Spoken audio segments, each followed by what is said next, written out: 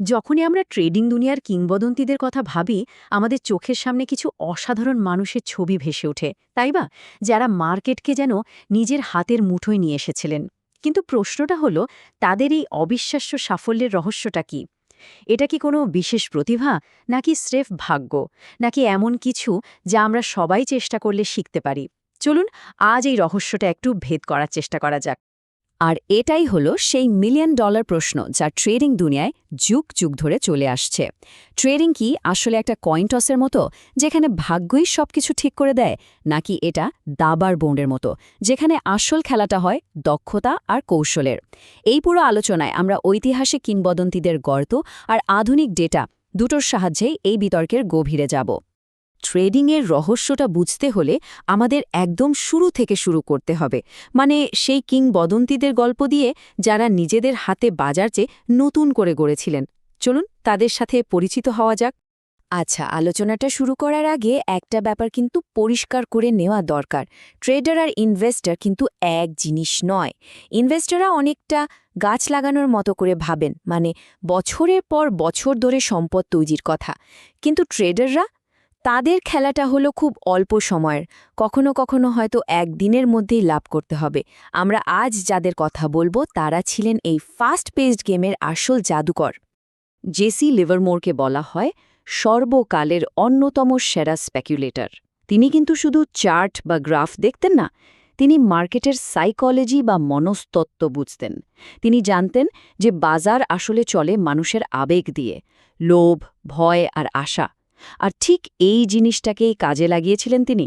১৯২৯ সালের সেই বিখ্যাত মার্কেট ক্রাশের সময়, যখন সবাই ভয়ে স্টক বিক্রি করছিল, তিনি মার্কেটের পতনের উপর বাজি ধরেছিলেন এবং জিতেছিলেন। লিভারমোরের এই কথাটা একজন ট্রেডারের জন্য কেমন যেন একটু অদ্ভুত শোনাচ্ছে, তাই না? ট্রেডাররা তো সারাক্ষণ কেনা বেচা করে, কিন্তু তার আসল জাদুটা কিন্তু এখানেই লুকিয়েছিল। তিনি হুটহাট করে ট্রেড করার বদলে সঠিক সুযোগের জন্য ঘন্টার পর ঘন্টা, দিনের পর দিন ধৈর্য ধরে অপেক্ষা করতেন। আর যখন সেই পারফেক্ট মোমেন্টটা আসতো, তখনই চূড়ান্ত আঘাত হানতেন। এবার আসা যাক আরেক কিংবদন্তির কথায়, জর্জ সোরোস।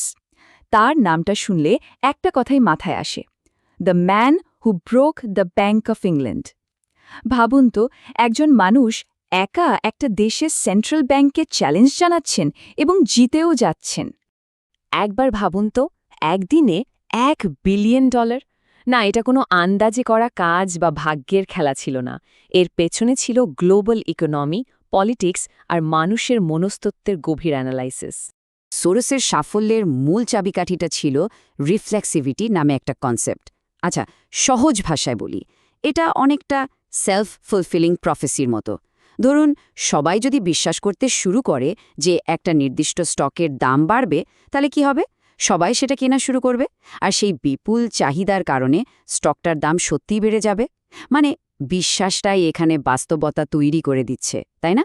সোরস ঠিক এই চক্রটাকেই ধরতে পেরেছিলেন এবং সেটাকেই নিজের মতো করে কাজে লাগিয়েছিলেন। তো আমরা কিংবদন্তিদের গল্প তো শুনলাম, এবার চলুন তাদের সাফল্যের পেছনের কমন ফ্যাক্টরগুলো একটু খুঁজে বের করি। আচ্ছা, লিভারমোর আর সোরস, এই কিংবদন্তি ট্রেডারদের মধ্যে কি কোনো মিল ছিল, নাকি তারা একদমই আলাদা ধরনের প্রতিভা ছিলেন? তাদের সাফল্যের পেছনে কি কোনো কমন সিক্রেট লুকিয়ে আছে? হ্যাঁ, অবাক করার মতো মিল কিন্তু ছিল। আর এই জিনিসগুলোই তাদের সাধারণ ট্রেডার থেকে কিংবদন্তি বানিয়েছিল। প্রথমটা হলো শক্তিশালী রিস্ক ম্যানেজমেন্ট, মানে লাভ করার আগে নিজের পুঁজি বাঁচানো। দ্বিতীয়ত ধৈর্য আর টাইমিং, ঠিক যেমন লিভারমোর সঠিক মুহূর্তের জন্য অপেক্ষা করতেন। আর ৩ নম্বর, কন্টিনিউয়াস লার্নিং বা ক্রমাগত শেখা। এগুলো কোনো জাদু ছিল না, ছিল কঠোর ডিসিপ্লিনের ফল, যা তাদের সাফল্যের আসল ভিত্তি তৈরি করেছিল। কিংবদন্তিদের গল্পগুলো আমাদের ইন্সপায়ার করে ঠিকই, কিন্তু এগুলো তো আর সায়েন্টিফিক প্রুফ নয়, তাই না? তাহলে আমরা কিভাবে নিশ্চিতভাবে বলতে পারি যে ট্রেডিংয়ে দক্ষতার ভূমিকা আছে? চলুন এবার ইতিহাসের পাতা থেকে সোজা ডেটার জগতে যাওয়া যাক।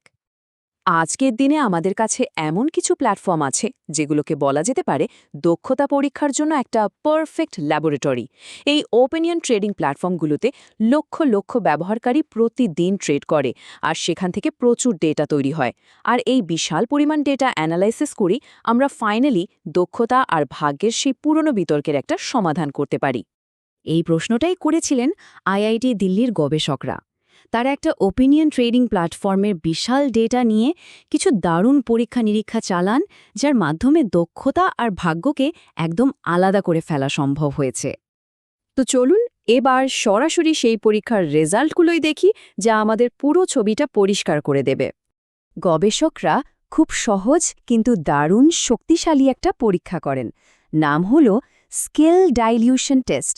ব্যাপারটা একটু বুঝিয়ে বলি। ভাবুন, একজন দক্ষ দাবাড়ুর সাথে খেলার সময় যদি আপনি তার কিছু চাল ইচ্ছামতো বদলে দেন, কি হবে? তার জেতার সম্ভাবনা কমে যাবে, তাই না? ঠিক তেমনি ট্রেডাররা যদি সত্যি দক্ষ হয়, তাহলে সিস্টেমে ইচ্ছে করে র্যান্ডমনেস বা এলোমেলো ভাব যোগ করলে তাদের পারফরম্যান্সও কমে যাওয়া উচিত। আর এই গ্রাফটা দেখুন, ফলাফলটা একদম পরিষ্কার। এই যে নিচের লাইনটা দেখছেন, এটা হলো র্যান্ডমনেস বা এলোমেলো ভাব। এটাকে যত ডানে নেওয়া হচ্ছে, মানে সিস্টেমে যত বেশি ভাগ্য ঢোকানো হচ্ছে, দেখুন ওপরের এই লাইনটা যেটা ট্রেডার্সদের জয়ের হার দেখাচ্ছে, সেটা ততই নিচে নামছে। এটা একদম চোখে আঙুল দিয়ে দেখিয়ে দেয় যে তাদের সাফল্যটা ভাগ্যের উপর ছিল না। যখনই আমরা সিস্টেমে ভাগ্য যোগ করেছি, তাদের আসল দক্ষতা আর কাজ করেনি। দক্ষতা যাচাই করার আরও একটা বড় উপায় হল এটা দেখা যে মানুষ প্র্যাকটিসের সাথে সাথে উন্নতি করে কিনা। যে কোনো স্কিলের খেলাতেই তো এমনটা হয়, তাই না? খেলাধুলা হোক বা গান বাজনা, মানুষ সময়ের সাথে শেখে আর ভালো পারফর্ম করে। ট্রেডিংয়ের ক্ষেত্রেও কি একই জিনিস হয়? এই গ্রাফটা দেখুন, আমার মতে এটাই দক্ষতার সবচেয়ে বড় প্রমাণ। নিচের দিকে আছে অভিজ্ঞতা, মানে একজন ট্রেডার কতগুলো ট্রেড করেছেন, আর ওপরে আছে তাদের জয়ের হার। পরিষ্কার দেখা যাচ্ছে লাইনটা বাদিক থেকে ডান দিকে সোজা উপরে উঠছে। এর মানে কি? মানে হলো ট্রেডাররা যত বেশি ট্রেড করছেন, তারা তত বেশি শিখছেন, আর তাদের জেতার সম্ভাবনাও তত বাড়ছে। ভাগ্যের খেলায় কিন্তু এমনটা কখনোই হয় না। তাহলে আমরা কিংবদন্তিদের গল্প শুনলাম, আবার আধুনিক ডেটাও দেখলাম। এবার সময় হলো এই দুটোকে মিলিয়ে একটা ফাইনাল সিদ্ধান্তে আসার। আমরা লিভারমোর আর সোরোসের মধ্যে যে গুণগুলো দেখেছিলাম, মানে সেই ডিসিপ্লিন, ধৈর্য, শেখার আগ্রহ, এগুলো আসলে শুধু গল্প নয়। আইআইটি দিল্লির গবেষণা এটাই প্রমাণ করে যে এই গুণগুলোই আসলে মেজারেবল স্কিল বা পরিমাপযোগ্য দক্ষতার জন্ম দেয়, যা একজন সাধারণ ট্রেডারকে অসাধারণ করে তোলে। সুতরাং মূল কথাটা কি দাঁড়ালো? ট্রেডিংয়ের সাফল্য কোনো মিস্টেরিয়াস গিফট বা ঐশ্বরিক প্রতিভা নয় যা শুধু কিছু ভাগ্যবান মানুষ পায়। এটা একটা ডিসিপ্লিন, একটা শৃঙ্খলা, যা সঠিক নিয়ম আর অনুশীলনের মাধ্যমে যে কেউ অর্জন করতে পারে।